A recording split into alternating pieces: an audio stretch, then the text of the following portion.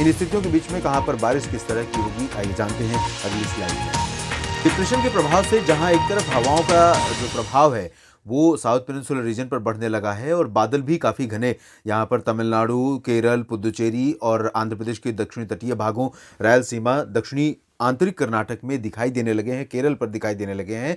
इसी के चलते अनुमान यह है कि 4 मार्च को कोस्टल तमिलनाडु में throughout from Chennai to Kanyakumari का जो ये पूरा का पूरा स्ट्रेच है, इन सभी भागों में कई जगहों पर मध्यम से काफ़ी तेज बारिश हो सकती है। इस दौरान तेज हवाएं चलने की भी आशंका रहेगी।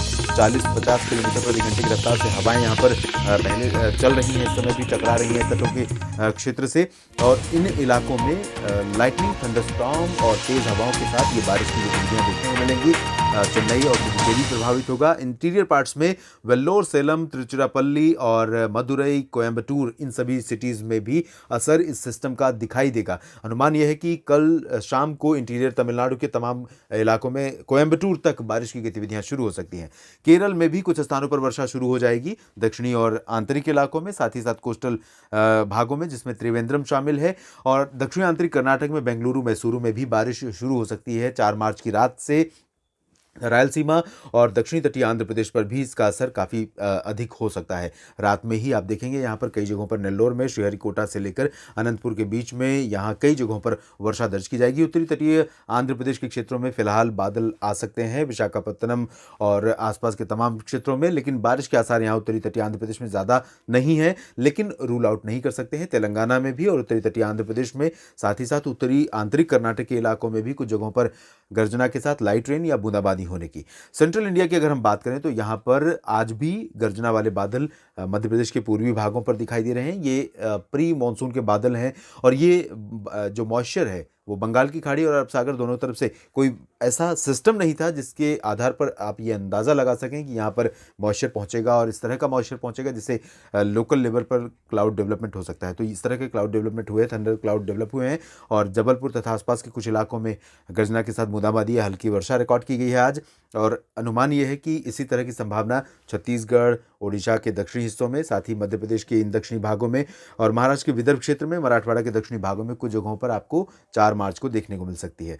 प्रोबेबिलिटी बहुत ज़्यादा नहीं रहेगी, लेकिन संभावना थोड़ी सी हो सकती है। कोंकण, गोवा, मध्य महाराष्ट्र, गुजरात के पूरे क्षेत्रों में, जिसमें पूर्वी रीजन और साथ ही साथ सौराष्ट्र और कच्छ का क्षेत्र शामिल है, इन सभी भागों में ड्राई वेदर रहेगा। और यहाँ पर दादरा नगर हवेली, दमन दीव में भी शुष्क मौसम रहेगा, गोवा में भी ड्राई वेदर रहेगा, लेकिन यहाँ पर बादल दिखाई दे सकते हैं क्योंकि एक तरफ बंगाल की खाड़ी एक्टिव है, दूसरी तरफ कुछ इलाकों में, खासतौर पर महाराष्ट्र का जो ये पोर्शन, इन भागों में अरेबियन सी से थोड़ा सा मॉइस्चर आ रहा है, तो इन इलाकों में थोड़े बहुत बादल नजर आ सकते हैं। पूर्वोत्तर भारत के क्षेत्रों में भी कुछ जगहों पर बारिश होने की संभावना है, विशेष रूप से अरुणाचल प्रदेश के उत्तरी भागों में, असम, मेघालय और नागालैंड, मणिपुर, मिजोरम, त्रिपुरा सभी जगहों पर ड्राई वेदर रहेगा। उप हिमालय पश्चिम बंगाल, सिक्किम, गंगेय पश्चिम बंगाल, झारखंड, बिहार में भी शुष्क मौसम रहने की संभावना है।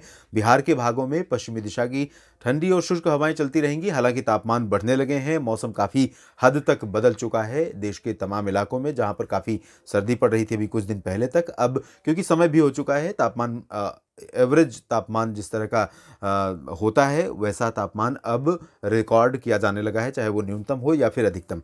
झारखंड पर कुछ इलाकों में गर्जना वाले बादल बन सकते हैं, रांची और जमशेदपुर, डाल्टनगंज के बीच में ये वाला जो पोर्शन है, लेकिन वही संभावना यहाँ पर भी बहुत ज़्यादा नहीं रहेगी क्योंकि डायरेक्ट यहाँ पर वेस्टर्ली विंड नहीं है जो कि ड्राई रहेगी या जहाँ पर मॉइस्चर नहीं पहुँचेगा, तो यहाँ मॉइस्चर वाली हवाएं पहुँच सकती हैं बंगाल की खाड़ी से। गर्जना ऐसे में संभावित है और यही स्थितियाँ गंगेटिक वेस्ट बंगाल में भी हम देख सकते हैं अगले 24 घंटों के दौरान। ज़्यादा प्रॉबिलिटी रहेगी नहीं। उत्तर प्रदेश के क्षेत्रों में पूरब से लेकर पश्चिम तक ड्राई वेदर रहेगा और पश्चिमी दिशा की शुष्क हवाएं चलेंगी। हालांकि जो WD उत्तर भारत में है वो आज असर दिखा रहा है यहाँ पर, और इसका असर आप देखेंगे 4 मार्च को काफ़ी कम हो जाएगा क्योंकि ये पूर्वी दिशा में आगे बढ़ रहा है, तो इसका इंड्यूस सर्कुलेशन जो भी राजस्थान के ऊपर है वो भी पूर्वी दिशा में आगे बढ़ेगा। निष्प्रभावी हो जाएंगे ये दोनों सिस्टम, कमज़ोर हो जाएंगे इस दोनों सिस्टम, लेकिन इसके बावजूद कुछ इलाकों में, खासतौर पर उत्तराखंड, एडजॉइनिंग जो north western parts of Uttar Pradesh है, बरेली से लेकर मुजफ्फरनगर और सहारनपुर, मेरठ, मुरादाबाद के बीच में, इन भागों में कहीं कहीं पर गर्जना के साथ बूंदाबांदी, हल्की वर्षा हो सकती है। इसी तरह से चंडीगढ़ और पंचकुला, अंबाला, यमुनानगर, कुरुक्षेत्र, करनाल, कैथल के बीच में भी बूंदाबांदी की संभावना रहेगी। पंजाब में भी थोड़ी बहुत बूंदाबांदी सुबह के समय हो सकती है, दोपहर से यहाँ पर पंजाब में मौसम साफ होने लगेगा। हिमाचल प्रदेश में बारिश के आसार रहेंगे, लाइट टू मॉडरेट रेन के। यहाँ जिस तरह का प्रोजेक्शन है इससे ज़्यादा प्रोबेबिलिटी नज़र आ रही है और इसी तरह से लद्दाख में भी रहेंगे। लेकिन जम्मू कश्मीर, गिलगित बाल्टिस्तान का जो रीजन है, इन भागों में गतिविधियाँ काफ़ी कम हो जाएंगी क्योंकि ये वेस्टर्न पार्ट्स हैं और सिस्टम आगे निकल चुका होगा उस दौरान। उत्तरी राजस्थान में जो मौसम सक्रिय हुआ था आज और पिछले 24 घंटों में भी कुछ जगहों पर बूंदाबांदी हुई थी, तो यहाँ पर अब ड्राई वेदर रहेगा 4 मार्च को और उत्तरी दिशा की हवाएं चलनी शुरू होंगी पंजाब, हरियाणा, राजस्थान के क्षेत्रों में। यहाँ पर जब ये ठंडी हवाएं चलनी शुरू होंगी तो क्योंकि मॉइस्चर था, अभी इससे पहले भी बारिश थोड़ी बहुत हुई है प्लेन्स में और हिल्स में और अभी भी संभावित है रात में भी, तो ऐसे में कल आप देखेंगे 4 मार्च को कि राजस्थान और पंजाब, हरियाणा, दिल्ली, इन सभी भागों में ठंडी हवाओं का असर रहेगा। सुबह के समय थोड़ा सा हल्का हल्का हेजीनेस दिखाई दे सकता है, यानी फॉग जैसी कंडीशन नज़र आ सकती है और इस कंडीशन के बीच मौसम सुबह का काफ़ी ठंडा रहेगा। उसके बाद दोपहर के बाद जैसे जैसे धूप का असर बढ़ेगा, हवाएं रफ्तार पकड़ेंगी, एटमॉस्फेयर क्लियर होगा, तो यहाँ कंडीशन बिल्कुल बदल जाएगी, आसमान बिल्कुल ब्राइट नज़र आएगा। दिन का टेम्परेचर ज़रूर नॉर्मल के करीब रहेगा, लेकिन मिनिमम टेम्परेचर कल आप देखेंगे पंजाब, हरियाणा, राजस्थान, वेस्ट उत्तर प्रदेश और ईस्ट उत्तर प्रदेश, साथ ही साथ दिल्ली, एनसीआर में सभी जगहों पर बिलो नॉर्मल रिकॉर्ड किया जा सकता है। और एक नया WD 5 मार्च को उत्तर भारत में फिर से दस्तक देगा, जिसके प्रभाव से प्लेन्स और हिल्स सभी जगहों पर मौसम करवट ले सकता है। इसके बारे में आपको अपडेट करेंगे अगले बुलेटिन्स में। आप बने रहिएगा मौसम तक चैनल के साथ। धन्यवाद।